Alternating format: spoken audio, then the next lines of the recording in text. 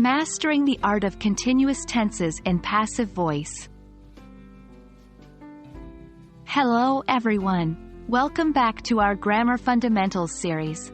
Today, we are going to dive deeper into the world of verbs and tenses, focusing particularly on the passive voice. More specifically, we'll uncover the mystery of forming continuous passive sentences. Are you ready to master this essential skill? Let's get started. The continuous passive voice is used when the focus is on an action that is or was ongoing, and not on who or what is performing the action. The structure generally is subject plus auxiliary verb, to be, plus being plus past participle of main verb. An example in the present continuous tense could be, the house is being painted. Here, the house is not doing the action, but rather, the action is happening to the house.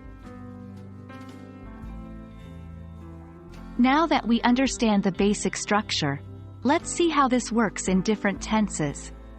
1. Present continuous passive. Subject plus is, am. Are plus being plus past participle of the main verb. For example, the book is being read by her. 2. Past continuous passive. Subject plus was, were plus being plus past participle of the main verb. For example, the letter was being written by him. 3. Future continuous passive. This is rarely used, as it can sound quite complicated, but for completeness, subject plus will be plus being plus past participle of the main verb. For example, the play will be being performed next week. Remember that the auxiliary verb, to be, should be in the appropriate tense, followed by being, and the past participle of the main verb. Let's put this into practice. Consider these examples. Active voice. John is cleaning the kitchen. Passive voice. The kitchen is being cleaned by John. Active voice. They were discussing the project. Passive voice. The project was being discussed by them. Active voice. Someone will be using the conference room all day tomorrow. Passive voice. The conference room will be being used all day tomorrow.